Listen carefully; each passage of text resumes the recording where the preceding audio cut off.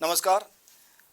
हमारा केंद्र शासित जम्मू व कश्मीर एक अहिंदी भाषी क्षेत्र है, लेकिन अगर हम हिंदी साहित्य जगत की बात करें तो यहाँ के हिंदी साहित्यकारों ने राष्ट्रीय पटल पर अपनी सशक्त उपस्थिति दर्ज करवाई है और हिंदी भाषी हिंदी साहित्यकारों के समकालीन आकर खड़े होते हैं। अपने साहित्यिक सृजन से न केवल उन्होंने अपने लिए साहित्य गलियारों में विशेष स्थान अर्जित किया, प्रदेश का भी गौरव बने हैं। अस्तित्व के आज के अंक में आपकी मुलाकात करवाते हैं एक ऐसे ही विख्यात हिंदी साहित्यकार से, डॉक्टर कुलदीप सुंबली, जिन्हें आप डॉक्टर अग्निशेखर के नाम से बेहतर जानते हैं। सर, आपका एक्सेटर स्टूडियो में बहुत बहुत स्वागत है। बहुत स्वागत और धन्यवाद आपका कि आपने मुझे याद किया। आपने पेन में अग्निशेखर रखा, क्यों? मुझे लगता है कि अग्निशेखर का मतलब है, जो मेरी समझ है, डिवोटी ऑफ लॉर्ड अग्नि। देखो, एक अर्थ मुझे ये भी पता था जब मेरे पे ये नाम आया, मैंने चयन किया इस नाम का, और मैंने स्वयं चयन नहीं किया। कॉलेज के दिनों की बात है जब मैं लेखक बनने की धुन चढ़ी थी कि लेखक बनना है, लेखक बनना है, तो उन दिनों ये लगता था कि बिना उपनाम के आप लेखक नहीं हो सकते हैं। तो फिर भी कभी ये ढूंढो, वहाँ ढूंढो, यहाँ ढूंढो, तो इसमें कुछ रचनाएं मेरी कुलदीप सुंबली के नाम से छपी हैं। शुरुआती दौर पत्र आते रहे। मैंने कभी काका हाथरसी को लिखा कोई पत्र, तो उन्होंने लिखा, प्रिय कुलदीप, आगे चले कार पीछे चले जी, पत्र तुम्हारा मिला, हृदय कमल खिला। पता नहीं मैं खुश होता था छोटी छोटी बातों से। हास्य, हाँ। तो लेकिन फिर मेरे संपर्क में बलराम आए, जो अभी बहुत विख्यात कहानीकार है हिंदी के। उन दिनों वो अमलतास नाम से लिखते थे। फिर उनका संपर्क मेरे साथ बना, तो फिर उन्होंने कहा मैंने अमलतास बदल दिया, मैं नटराज हूँ, फिर मैं नटराज सन्यासी, अब मैं बलराम हूँ, और आज तक वो बलराम है। तो उन्होंने कहा वैसे कुलदीप नाम भी अच्छा है, लेकिन पंजाबियों के कुलदीप होते हैं, कई बार कुलदीप लगता है कि वो कोई लड़की है, तो इसलिए मुझे लगता है कि नाम, तो मैंने कहा दे दो। तो उन्होंने 5, 6, 10 नाम की सूची थी, उसमें मुझे प्रिय लगा अग्निशेखर, मैंने लिया। और मुझे लगा डिफरेंट नाम, तो उसमें एक अग्नि राक्षस भी था। गनीमत है कि मैंने वो नाम नहीं रखा, राक्षस हो जाता। लेकिन अग्निशेखर गया, तो फिर मैंने अपनी मैम हमारी होती थी डॉक्टर विजय मोहिनी कोल, हिंदी पढ़ाती थी, मैंने उनसे पूछा इसका अर्थ क्या? कहते शंकर, जिसके यहाँ अग्नि होती है, जैसे चंद्रशेखर, अग्निशेखर। तो अच्छा, तो बहुत वर्षों के बाद मैंने जब शब्दकोश खोला तो मैं हैरान हो गया। अग्निशेखर का एक अर्थ होता है केसर। अच्छा। मैंने कहा क्या बात है, केसर कहो तो तब भी मुझे कश्मीर से, अपनी भूमि से जोड़ता है। तो शंकर कहो तो वो भी शैव भूमि है, तो डिवोटी ऑफ अग्नि भी है, वो भी है। तो इसलिए, क्योंकि अग्नि तो हमारा प्रधान देवता है, ऋग्वेद तो खुलता ही अग्नि शब्द से है, अग्नि मीले पुरोहितम, अग्नि ही प्रिजाइडिंग डॉट, वो एक तरफ। तो फिर मैं अग्निशेखर नाम से लिखने लगा और मैंने पत्राचार शुरू किया, क्योंकि लेखक बनना था। लेखक धुन थी, एक होती है कई बार धुन। तो साहित्य में वो अग्नि भी नजर आने लगी, विशेषकर कविताओं में। मैंने पत्र लिखा, आपको रोचक घटना सुनाता हूँ। जो हाथ लगता था वो पढ़ता था, क्योंकि आपने स्वयं कहा ये हिंदी भाषी क्षेत्र है, तो आपके हिंदी में लिखने वाले दाएं बाएं नहीं थे, जो थे वो बुजुर्ग थे, जैसे रतनलाल शांत हुए, मोहन निराश हुए, शिष्य, इनसे तो हमारी बनती क्या संपर्क नहीं था। तो एक पुस्तक मेरे हाथ आई हरवंश राय बच्चन की, मधुशाला, वो सारी में छांटने लगे, और पत्र उनके वो होता था एड्रेस, तो मैंने पत्र लिखा उनको, 7 दिन में पत्र आया, ओ जबरदस्त, प्रिय अग्निशेखर, धन्यवाद वगैरह वगैरह। तो मैंने कहा सर मैं लेखक बनना चाहता हूँ, मुझे क्या करना चाहिए बच्चों की तरह। तो उन्होंने एक सीख मुझे दी। उन्होंने कहा पहले अध्ययन करें, खूब अध्ययन करें, खूब अध्ययन करें। तो ये जो दिशा उन्होंने दी कि स्टडी करनी चाहिए भैया, बिना ऐसे ही क्या। लेकिन जिसकी हमारे प्रदेश में बहुत कमी है। जी हमारे साहित्यकार ज्यादातर अध्ययन नहीं करते। वो मुझे लगता है कि हम अपना ही अध्ययन करते हैं। अपनी कविता लिखी, पत्रिका आई, उसमें खाली आप अपना देखते हो, फिर बाद में छोड़ दिया। तो इसलिए ये जो स्व केंद्रित हम हो गए ना, इसलिए संवाद टूट गया है। यानी आप मुझसे अगर ये पूछे कि मेरे समकाल में मूर्तिकार क्या काम कर रहा है, संगीतकार कौन सी राग पर काम कर रहा है, चित्रकार क्या बना रहा है, क्योंकि आज का जो साहित्य है वही बाद में इतिहास भी बनेगा ना। इतिहास बनेगा, लेकिन वो ये भी लिखेगा कि ये साहित्यकार बहुधा अक्सर आत्म केंद्रित थे, अपने नाम के पीछे, अपने यश के पीछे, अपनी चर्चाओं के लिए। और जैसे आप ये समीक्षा कर रहे हैं तो पीछे लग जाएंगे लोग, यार मेरा भी कर दे, मेरा भी कर दे। यही पत्रिकाओं में भी होता है। तो इससे क्या होता है कि गुणात्मकता जो आपकी होती है ना, वो कॉम्प्रोमाइज होती है। आप मस्ती में रहें, आपका जो सच है उसके साथ समझौता मत करें, और आप अपनी परंपरा को पहचानें, किस परंपरा से, आपके पीछे कौन है? जैसे आप हम जम्मू में हैं, अगर मैं जम्मू का साहित्यकार हूँ, मतलब मान लीजिए कि मेरा जन्म जम्मू में हुआ, वैसे मेरा बचपन सारा जम्मू का, 7-8 के बाद मैं यहाँ पढ़ा हूँ, तो मेरे लिए लाजमी है जिस प्रदेश में मैं जा रहा हूँ साहित्य लेके मुख्य धारा में, तो वो मुझसे जानना चाहेंगे कि इसके पीछे की पृष्ठभूमि, तभी देखना चाहेंगे, तभी कहाँ है इसके परिवेश आना चाहिए ना साहित्य में, बहुत, उसके बिना आंचलिकता जिसकी बात करते हैं हम। आप उसके बिना कुछ नहीं है, आप प्लास्टिक संवेदना के व्यक्ति हैं। आप अगर जम्मू के साहित्यकार हैं, मैं चाहूंगा कि आपके बाबा जी तो है क्या, उसकी उसकी ये है क्या, आपके देविका नदी आख्यान, आपके आपके आपके इतना सुंदर साहित्य है पीछे, लोक साहित्य है, लोक वार्ता है, वो कहाँ है? इसी तरह जब मैं कश्मीर से हूँ, तो ये लाजमी है कि मेरे पीछे कश्मीर का परिवेश हो, लल्यद हो, लोकगीत हो, लोक संगीत हो, जो लोक है वहाँ का, मैं उसका हिस्सा हूँ, वो लेकर मैं हिंदी में आ रहा हूँ, तो हिंदी में मेरी पहचान बनेगी। इससे आपकी पहचान आपके क्षेत्र में, आपके जम्मू के परिवेश से बनेगी, लेकिन उसका दायरा और उसका विजन बड़ा हो कि हम विश्व मानवता की बात करें अपने स्थानीय होते हुए।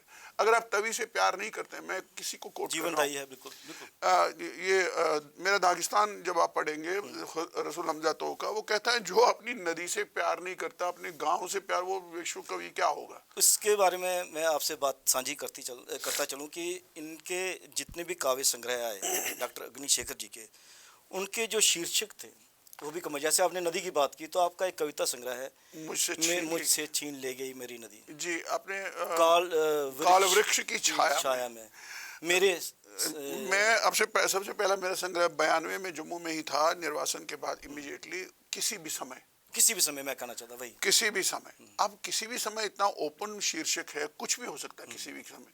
और उसमें सौमित्र मोहन हमारे बहुत बड़े चित्रकार और कवि हुए हैं और हैं अभी दिल्ली में, बुजुर्ग हैं, तो उनका चित्र है, उस पर दरवाजा खुला है, कोई पल नहीं है, इसमें आ भी जा सकता है, कोई अंदर भी आ सकता है, बाहर भी, कोई भी संभावना है आपके। तो किसी भी समय में आप अगर देखेंगे जो कश्मीर में घटित हुआ बाद में, उसमें पूर्वाभास की कविताएं हैं। यानी आपको 82 की बात बताऊं, 1982 में यहाँ रमेश मेहता हमारे अग्रज से बड़े भाई साहब थे, उन्होंने बहुत संवारा, बहुत हमारे बनाने में रमेश का बहुत हाथ है, रमेश जी का। तो वो शिराजा के संपादक थे, तो उन्होंने मेरी एक कविता राजा तेरी नगरी में चोर, अच्छा, ये एक लोकगीत है, बचपन में बच्चे गाते राजा जी राजा, वो दूसरा कहते क्यों राजा, हम कहते श्रीनगर में चोर आया, वो कहते किस रास्ते, फिर दौड़ पड़ते थे इधर उधर। मैंने इसका प्रयोग किया कविता में। अब बच्चे नींद में बड़बड़ाते हैं लोकगीत, राजा जी राजा, क्यों राजा, श्रीनगर में चोर आया, किस रास्ते, तो आदमी बड़बड़ा के हट जा। तो उन्होंने उस नाम से वो जो कविता, अगर आप आज भी देखेंगे मेरे पास है, 1982 में, और लिखी मैंने उनको भेजी 1984 में, यहाँ शिराजा में छपी हिंदी में। और मैंने इसका प्रसंग इसलिए उठाया कि उसमें जो 90 में आपने देखा हुआ, जो निर्वासन हुआ, मार काट, सारे जलावतनी हुई, लाखों लोगों का निर्वासन, वो उसमें 82 में देखा हुआ है। वो मैं कोई ऋषि नहीं हूँ, मैं कोई ज्योतिषी नहीं हूँ, लेकिन एक कवि की आंख होती है, वो दूर तक परख लेता है कि क्या होने वाला है। उसमें पूर्वाभास है, जिसको अंग्रेजी वाले प्रीमोनिशन कहते हैं। किसी ने मेरा रिव्यू किया अंग्रेजी में, कहा पॉइंट ऑफ प्रीमोनिशंस। तो प्रीमोनिशन उसके बाद इमीडिएटली एक दूसरा संग्रह 96 में आया, मुझसे छीन ली गई मेरी नदी। अब मुझसे पूछा आप क्या छीने, मैं आपको कहूँ सत्तू बरबर शाह मेरा मकान था 3 मंजिला, आज तो मेरे भी 2 मकान है, वहाँ जी ये घर था, आज मेरा घर है, नौकरी छिन गई, वो नौकरी है, सब कुछ है, लेकिन जो आपसे छिनता है, एक और चीज आपसे छीनी वो नदी है, और नदी के साथ ही एक और चीज जो डॉक्टर अग्निशेखर जी से छीनी गई। मुझे डॉक्टर मत कहिए, मैं रिक्वेस्ट करूंगा, क्योंकि साहित्य में ये अहंकार जोड़ता है, ये अहंकार नहीं, पीएचडी ठीक है, अब साहित्य के कौन से डॉक्टर हो सकते हैं? अच्छा यार, एक साहित्य में एक सब्जेक्ट के आप मास्टर हो सकते, वो भी शायद अगर हुए। ये भी एक त्रासदी है कि ये कहा जाता है कि ये, और जिस तरह से पीएचडियां आजकल बिकती हैं, कई चीजें घोटाले हो रहे हैं, तो मुझे बहुत लगता है, मैं बहुत शुरू से अग्निशेखर नाम से नहीं होना चाहिए। ये मेरे दोस्तों ने कहा डॉक्टर साहब, उनका क्या करूं, लेकिन साहित्य में अग्निशेखर बिल्कुल। सर, मैं बात कर रहा था कि आपसे व्यक्तिगत जो आपका एक पलायन हुआ, उसमें आपसे बहुत सी चीजें छीनी गई, लेकिन जो एक दंश जी पलायन का, उसमें सबसे बड़ी जो त्रासदी शायद आपने भोगी, वो आपकी लाइब्रेरी का जला देना। इसको पलायन शब्द ना कहें, अब आपको कहेगा मैं पॉलिटिकल हो रहा हूँ, लेकिन इससे आप बच भी नहीं सकते हैं। मैं जब आप बात साझी करता चलूं कि सर को, जब आप निर्वासन में होते हैं, देश निकाला मिला होता है किसी भी तरह का, या जेनोसाइड जिसको कहते हैं, ये मैं अपनी बात नहीं कर रहा हूँ, ये विश्व में जहाँ जहाँ निर्वासन के साहित्य हैं, एग्जाइल के लिटरेचर हैं, तो ये जो पलायन होता भागना, और दूसरी बात होती भगाया जाना, भगाए जाने के पीछे शक्तियां होती हैं, भागने में आपका अपना भय हो सकता है, कोई मजबूरी हो सकती है, इसलिए जो आपने कहा छीनने की बात, छीनने में अगर देखा तो इसीलिए शीर्षक देखिए, मुझसे छीन ली गई मेरी नदी। नदी क्या है? नदी एक प्रतीक है मेरे रूट्स की, जैसे तवी है यहाँ, और तवी और नदी का अपने संबंध ये बहने हैं, अगर पौराणिक दृष्टि से देखें, मेरी नदी तवी पर कविताएं हैं, और मुझे शायद आपको अहंकार लगे, किसी ने कहा कि इतनी अच्छी तो यहाँ डोगरा कवियों ने नदी पे कविताएं नहीं, तवी पर नहीं, क्योंकि तवी को मैं बचपन से देखता आ रहा हूँ, ये हमेशा सूखी है, तो सूखी क्यों है? तो कोई है जो उसका पानी सोख रहा है या घोट रहा है, रहना भी चाहिए ना। हाँ, तो इसलिए जो नदी है, खासकर जब मैं वितस्ता की बात करूं, तो वितस्ता नदी जो कश्मीर की है, जिसको उनका नाम बदल के झेलम किया गया बहुत लंबे समय पहले, ये वितस्ता जब आप ऋग्वेद खोलेंगे तो ऋग्वेदिक भारत जो है, भूगोल जो है, उसमें सप्त सिंधु है, और सप्त सिंधु में नदी एक वितस्ता है, और वितस्ता के नाम से जो काम है नीलमत पुराण, उस पे तो हमारी पद्मश्री स्वर्गीय वेद जी का काम है, बहुत मानक काम है। तो वो सारी नदी जो है वो सिंबलाइज करती है हजारों साल की निरंतरता को, हजारों साल के इतिहास को, संस्कृति को, उत्थान पतन, गीत संगीत, तो वो छिन गया। बाकी मकान मैंने यहाँ बना लिया, उसमें कोई प्रॉब्लम नहीं है। लाइब्रेरी के जलने का, लाइब्रेरी की बात करें, मेरे पास लगभग 2800 किताबें थी और पैसे बचा बचा कर एक जमाने में फिल्में देखते थे, घर में बड़े अच्छे बच्चे बनते थे, मैं सब्जी लाऊंगा, उसमें से पैसे चुनाना, जमा करना, फिर थर्ड में जाकर फिर वो बदल गया मेरा शौक पुस्तकों में। और मेरी एक छोटी सी लघु कथा थी, दवा। एक बच्चा जाता है माँ के लिए दवा लाने के लिए, उसके पास पैसे होते हैं और पढ़ने का शौक होता है, तो वो एक फुटपाथ पे देखता है किताबें बिकी, तो उसका मन नहीं जाता है आगे, तो उस ओहा पोह में क्या करूं, दवाई लाऊं, किताब लाऊं, वो एक झटके में वो किताब उठा के घर ले आता है और फिर देखता है मैं क्या करूं। तो ये जो जिसका पुस्तक प्रेम इतना हो, तो मेरी कम से कम 2800 से ज्यादा किताबें थी। फिर जब मेरा विवाह क्षमा जी के साथ हुआ, वो भी पुस्तकें ही ले आई बहुत। और जब आपको निकलना पड़ा, आपको भगाया गया, या वो वैसी परिस्थितियां बनी रात के अंधेरे में, वो पुस्तक आपकी वहीं हुई, तो मकान में वो किताबें जम जली। और कुछ जो मैं बचा के लाया था, जैसे आप पूछ सकते हैं, अभी आपने डॉक्टर कहा मुझे, तो मुझे प्रूव करने के लिए तो सर्टिफिकेट दिखानी चाहिए ना, मुझे मैट्रिक की सर्टिफिकेट दिखानी चाहिए ना, मेरे पास कुछ नहीं है। और जो मैं उठाया था वो लाल चौक की क्रॉस फायरिंग में वहीं गिर गया, और मैं जान बचाकर हथेलियों में, क्योंकि अटैक घर पर भी हुआ, और क्या कहूँ मैं आपसे, तो कहने वाली बात नहीं है, बार बार दोहराई गई है। मेरे पड़ोस में एक नाई आया मुझे मारने के लिए, जिसे आप सोच भी नहीं सकते। ये वही पड़ोसी था जो मेरे अतिथियों को, जो बाहर से आते थे, उनको साथ घर दिखाता था। अब जब ऐसा दोस्त बदल जाए, माहौल बदल जाए, तो इसमें आपका सब कुछ छिन जाए, तो आप जम्मू पहुंच रहे हैं, कहाँ जाएंगे आप? और जम्मू एकदम न केवल आपका मंदिरों के दरवाजे खुलते हैं, गुरुद्वारों के फुटपाथों के, नहीं, जम्मू के लोगों ने अपने दिलो दिमाग के दरवाजे खोले। मैं 3 महीने जिस घर में यहाँ रहा, उन्हें किराया नहीं लिया। How can I forget this thing? क्योंकि उन्होंने आपकी संवेदना के साथ अपने को जोड़ा। संवेदना कहीं ना कहीं जिंदा भी बहुत जबरदस्त है। और जम्मू का उपकार ऋण वैसा ही ऐतिहासिक है। जब इतिहास लिखेगा तो हमारे इतिहास में 6-7 बार निर्वासन हुए हैं, तो एक बार जो भूमिका 9वें गुरु तेग बहादुर जी ने की, बचाया, उसी तरह एक शहर ने उस भूमिका में आकर आपको बचाया। आज आप जा रहे हैं, सब जगह हैं, लेकिन मूल भूमि जम्मू है। इसलिए आपका ऋण, आपने यहाँ का अन्न खाया, हवा पी है, नदी ने आपको सहारा दिया, पीठ थपथपाई है नदी ने, उसको कैसे, इसलिए जम्मू भी हमारी कविताओं में आ रहा है। सर, जैसे निर्वासन कहेंगे, निर्वासन से पहले जो आपने साहित्य रचा और निर्वासन के बाद जो साहित्य रचा, एक ट्विस्ट था। देखिए, तो केंद्र बिंदु आपके बदल गए फिर।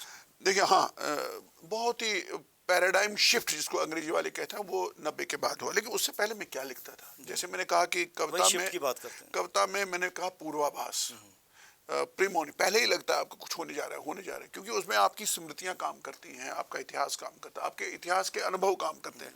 जब मैंने कहा कि 7वां बड़ा इतिहास है, तो 6 हुए हैं, तो 6 वो 400-500 साल में उनकी स्मृति आपके साथ डीएनए में चलती है। एक अब मैं क्या करता था, मैं यात्रा खूब करता था, मैंने काफ़ी, मैं यायावरी करता था, पहाड़ों पर जाना। कश्मीर मेरा बहुत हद तक, अगर ये आपको ज़्यादती अतिशयोक्ति ना लगे, 60% से ज़्यादा कश्मीर मेरा देखा हुआ है। ये मैं बहुत इसकी जिम्मेदारी के साथ कर रहा हूँ। पर्वतारोहण करना, बहुत झीलें, इंटीरियर तक आप जाया करते थे। बहुत बहुत बहुत बहुत। और फिर मैंने क्या किया, उसमें ये था कि लोकवार्ता, लोग कैसे व्यवहार कर, वो चीजें ढूंढना, जमा करना जो नहीं होती। जैसे मैं कहूँ लोकोक्तियां, कहावतें होती हैं, तो कहावतों को मैंने जमा किया, सैकड़ों कहावतें, तब तक इतना काम नहीं, फोक पे फोक काफी पे, काम हाँ, किया। मुहावरे जमा किए। और फिर जैसे आप कस्में उठाते हैं ना, एक समाज कैसे कस्में खाता है। अच्छा। हाँ, और मतलब डोगरी की आप कस्में याद करिए, हम जम्मू में हैं तो तेन प्यो दी सौ है, तेन माँ दी सौ है, तो ये जो सौ होती है ना, सौगंध जो होते हैं, ये मैंने कश्मीरी की जमा की कलेक्शन भी। और इनका फिर एनालिसिस किया। फिर आपके लोक विश्वास, जिनको कई बार अंधविश्वास हम कहते हैं, अंधविश्वास तो नहीं, मैं कहता हूँ, मुझे वो परंपराएं हैं। बिज्जी, हाँ, बिज्जी जो विजयदान देथा जी हुए हैं ना, बहुत बड़े कहानीकार, वो मेरे घर भी आए थे, कोई लोग, बहुत लोग आते थे, उनने कहा अंधविश्वास मत कहो, लोक विश्वास। फिर ये जब शुरू हुआ तब भी अंधविश्वास था क्या, आज वो हो सकता हुआ हो, इसको ऐसे देखो। तो मैंने लोक पर बहुत काम किया, लोक कथाओं का पर काम किया। लोक, आप हैरान होंगे कि यहाँ तक कि बद्दुआएं देते हैं ना, जिनको कोसने बोलते हैं, मतलब तेरा बाप मर जाए, तेरा ये हो जाए, तेरा अनिष्ट, इनको जमा करो। अच्छा। क्योंकि आपको उस फोक का माइंड पता चलेगा, करेक्टर वो कैसे जीता है, कैसे लेता है। फिर मैंने ये देखा कि जब कश्मीर तो सौंदर्य शास्त्र की भूमि है, जिसे आप भारतीय एस्थेटिक्स कहते हैं, सौंदर्य, उसकी भूमि कश्मीर है। 6 के 6 हमारे पास स्कूल्स हैं काव्य शास्त्र के, इसमें ध्वनि है, रस है, औचित्य सिद्धांत है, वो सारे के सारे उसके आचार्य कश्मीरी। इसीलिए कश्मीरियों को पंडित बोलते हैं। पंडित इसलिए नहीं कि हम बड़े बड़े ये हैं, वो हमारे पूर्वज थे। असल में हम भट्ट हैं, जैसे जैसे तुस डोगरे हो, अस डोगरे होने जी, अस भट्ट होने हैं। तो भट्टों को हमारे पूर्वजों को विश्व ने, देश ने उनकी स्कॉलरशिप को देखते हुए पंडित कहा, अदरवाइज हम आपस में पंडित नहीं बोलते हैं। तो वो जो पांडित्य है आपका कश्मीर का, उसको जानने की मैंने कोशिश की। तो इतिहास में गया, इतिहास को देखने की शुरू की।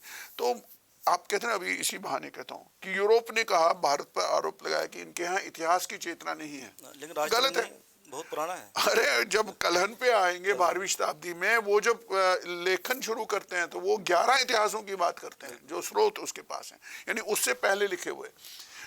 उसके बाद संस्कृत में उन्होंने लिखा, और पूरे लगभग पुराख्यान से, प्रोटो हिस्ट्री, हिस्ट्री से भी पहले जो आख्यान होते हैं, जो अपने यहाँ आख्यान छोटे छोटे नहीं होते कि जो बकरी और शेर पानी पीते थे, जामुलोचन की कथाएं, जो कथाएं इस तरह की आपके लोक कथाएं कह सकते हैं, पुरानी पौराणिक कथाएं।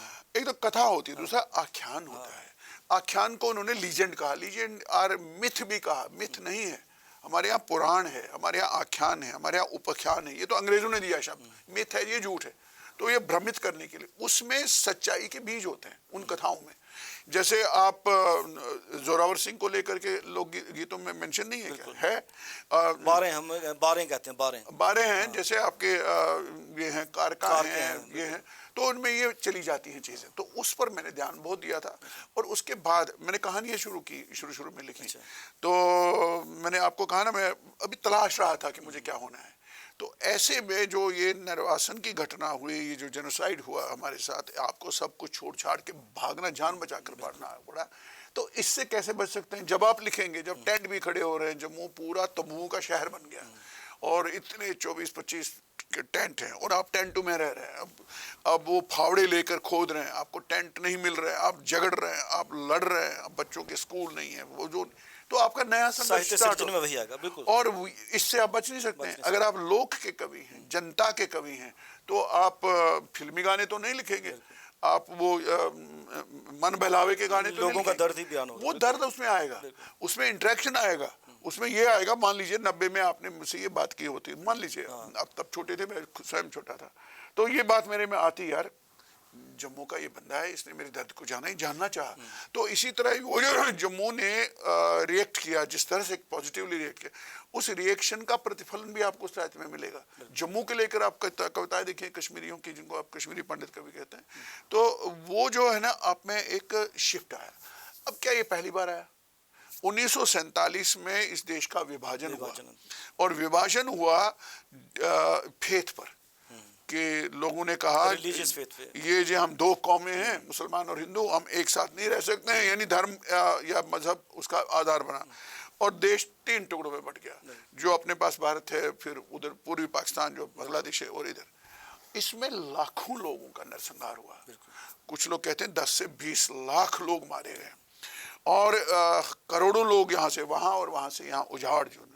इस सारे डायमेंशन को, इसको लेकर अब देखिए इतिहास में बहुत सा साहित्य लिखा गया, साहित्य में कितना लिखा है। बहुत ज्यादा नहीं। मैं आपको ये कहूंगा राजेश कि आपके पास जर्मनी का हॉलोकॉस्ट है, हिटलर के जमाने, आज तक फिल्में बन रही हैं, बिल्कुल, आज तक उपन्यास आ रहे हैं।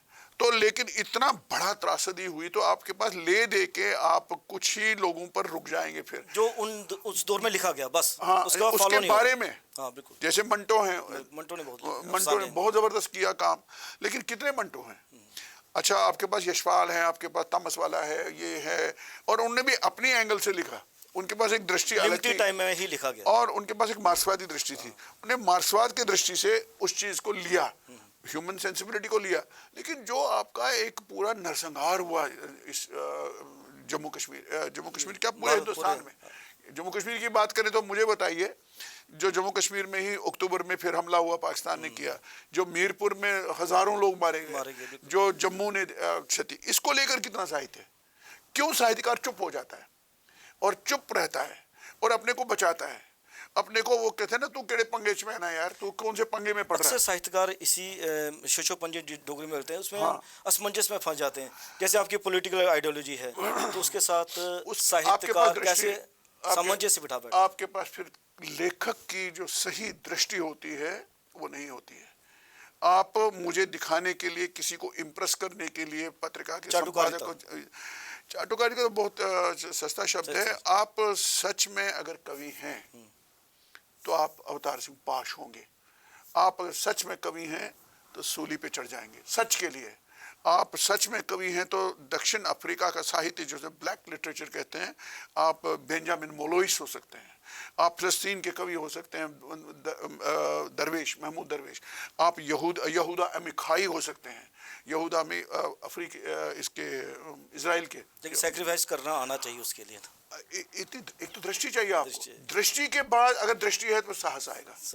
आप में अगर दृष्टि है नहीं, उसमें गड़बड़ है, फिर आप साहस नहीं, फिर आप झूठा मूठा कर देंगे, हाँ जी बड़ा जी तो उससे बड़े हो जी, नहीं हमारे साथ भी हुआ, उनके साथ भी हुआ, ये सब अब बचते हैं। वक्त की धार के साथ चलने वाला साहित्यकार नहीं होता, वो नहीं हो सकता है। साहित्यकार विपक्ष होता है, साहित्यकार सत्ता का बंदा नहीं होता है, वो हो ही नहीं सकता है। आपको कश्मीरी पंडित एक्टिविस्ट राइटर कहा जाता है, गलत भी नहीं कहा जाता है, गलत भी नहीं कह चाहता। मैं मूल रूप से एक चित्रकार बनना चाहता था, और मेरे परंपरा में, मेरे परिवार में कई चित्रकार हैं। मतलब ये गोकुल डेमी जो इतने बड़े हैं, ये मेरे मामा हैं रिश्ते में, और जो आपके पंडित त्रिलोक कौल जी हैं, इतने सीनियर मोस्ट जम्मू कश्मीर में हैं, जिन्होंने रजा के साथ काम किया है, और जिन्होंने क्यूबिज्म जम्मू कश्मीर में लाया है चित्रकारिता में, सबसे सीनियर मोस्ट हैं।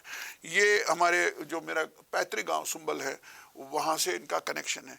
ये राजेंद्र तिक्कू जो मूर्तिकार हैं विश्व विख्यात, ये मेरे ननिहाल में, हमको नान के साइड से मेरा भाई ही है बड़ा, तो रिश्ते। और फिर मेरे चाचा घर में पंडित सोमनाथ सुम्बली, ये जो कश्मीर में आधुनिक काल में जो आज़ादी के बाद से थिएटर मूवमेंट चली है कश्मीर में, उस थिएटर मूवमेंट के एक बहुत बड़े पुरोधा थे। वो टीवी तो बाद में आया, टीवी के कलाकार थे, रेडियो के कलाकार थे, वो रंगमंच के कलाकार थे। तो उनका विवाह भी जब उखड़ के अपने गांव से श्रीनगर आए, तो मेरे पिताजी कहते थे कि एक नाटक इन्होंने किया, उसमें वो होता नहीं, वो मैरिज जो सेटल करते हैं, मंजम्योर बोलते हैं उसको, बिचोला जो होता है ना, तो रवारा बोलते हैं, रवारा। हाँ, उसने उसका रोल किया। और उसमें एक गाना कहते हैं, सुनना है कि हाय हाय रफीको, हाय हाय अजीजो, चुमना में खानर बना है मेरे रफीको, मेरे मित्रों, मेरी शादी ही नहीं मिलती, मैं दुनिया की शादियां सेटल करूँ। तो कहते हैं वो दर्शकों में एक था, उसने 2 बार कहा, उसने कहा ये पंडित जो है ना गाँव से, ये बड़ा अच्छा होनहार है, कुछ बनेगा, बहुत अच्छा नाटककार है, उसको उसी बेस पे शादी भी मिली। तो ये मेरा बैकग्राउंड है। ऐसे बैकग्राउंड में लेकर जब आप आते हैं, आपके पास कुछ नहीं है, आपको तो समझना चाहिए ना कि हुआ क्या मेरे साथ। जब आप पलट के देखे तो आपने एनालिसिस, आपका इतिहास सामने आया। ये पहली बार नहीं हुआ, 6-7 बार हुआ, और क्या क्या छूटा जिसकी आपकी बात की। तो ऐसे में मैंने जब मैंने कहा यार ये समय कविता लिखने का नहीं है। मेरे मित्र का एक कविता संग्रह इसी नाम से, संतोषी का, ये समय कविता का नहीं है। जब मैंने मुझसे छीन ली गई मेरी नदी लिखी, तो ऐसे में राजू कि हम क्या लिखते, और जो आप लिखने लगो ये समय लिखने का नहीं है। और ये किसी का आंसू पहुंचने का समय है, किसी का हाथ पकड़ के उसको गीता भवन दिखाने का। लोग आ रहे थे ट्रकों में, लोग आ रहे थे पैदल, जैसे तैसे। फिर एक एक्टिविस्ट जाग गया अंदर, मैंने कह रहे इनकी मदद करो। तो चौर जी वहाँ लंगर चल रहा था, खाना खिलाओ, ये करो। ये करते करते अगर आप कवि हैं, अगर आप पढ़े लिखे भी हैं, आपको बोलना आता है, तो पकड़ा लोगों ने कि ये यार ये बंदा ठीक है, ये बोलता है, ये बोलेगा, तो फंस गए आप। मैंने ये बात एक बार देवानंद से अमेरिका में कही, तो हम दोनों थे। वो भी मुख्य अतिथि थे, मैं विशेष अतिथि था। वो जैसे परेड चलती है ना यहाँ गणतंत्र की, हम दोनों थे। लोगों ने बुलाया था वहाँ, जो भारतीय मूल के लोग हैं। तो उन्होंने जब मेरा भाषण सुना, तो उसमें उन दिनों वो सेंसर फिल्म पर काम कर रहे थे, तो मैंने वहां से शुरू किया। मैंने कहा एक सेंसर होता है जिसपे देव जी बात कर रहे हैं, और एक सेंसर होता है जो खुद आप अपने पर लगाते हैं, यार मुझे नहीं कहना, मैं मारा जाऊंगा, सच दबाते हैं। तो मैं दूसरे तरह के सेंसर का शिकार हूँ। तो फिर मैंने आर्ट कला की बात की, मैंने ये भी बात की कि कश्मीर का कंट्रीब्यूशन बॉलीवुड को कितना है। कितने बड़े बड़े कलाकार आपने दिए, संगीतकार आपने, बड़े बड़े पुराने, जिनका हम नाम भी नहीं जानते होंगे अधिकांश लोग। मोटे रूप से अनुपम खेर, राजकुमार जानते हैं, लेकिन उससे पहले 30s में भी दो हीरोइनें थी कश्मीरी पंडित, लखनऊ की। उन्होंने फिर छोड़ा, वो फिर भगत सिंह की मूवमेंट में चली गई, दो जुत्सी। तो मैंने जब ये संदर्भ दिया, तो देवानंद जब मैं वापस आया तो स्टैंडिंग ओवेशन हुई। उसने कहा कि आप ये जो बोला, आपने कलाओं पे बात की, तो लेकिन मेरा इंप्रेशन है कि आप बड़े पॉलिटिकल एक्टिविस्ट। ये क्या है? मैंने कहा आप जिम्मेदार है। कि मैं कैसे जिम्मेदार हूं? मैंने कहा सर आप, कहना नो, मैं तो जानता नहीं हूं आपको, पहली बार देख रहा हूं। तो उनके सेक्रेटरी वगैरह थे। मैंने कहा यार मेरा हाल वही हुआ जो आपके गाइड का, हीरो का हुआ है कि अब तो बारिश होनी चाहिए। तो मुझे पकड़ा लोगों ने, और मुझसे रहा भी नहीं गया। तो एक धीरे धीरे मैं एक्टिविस्ट में दायित्व भी बनता है। फिर जो एक्टिविज्म मेरा है, जो कंसर्न वहाँ है, तो साहित्य के मेरे भी कंसर्न वही थे। तो मुझे कोई तनाव नहीं लगा, क्योंकि मैंने कोई पॉलिटिशियन नहीं बनना चाहा, मैंने कोई एमएलए नहीं बनना चाहा। जबकि मेरे पास वो कई बात करेंगे, कुछ ऑफर थी, अपॉर्चुनिटी थी, मैं राज्यसभा में भी होता, ऐसे भी संकेत आए थे। मुझे नहीं, ये मेरा खेल नहीं है। मुझे ना एमएलए बनना है, एमएलसी बनना है, एमपी बनना है, लीडर बनना है, लेकिन मैं लोगों की बात कर रहा हूँ, लोगों के अधिकारों की बात कर रहा हूँ। अगर मुझसे होता है तो मुझे खुशी है।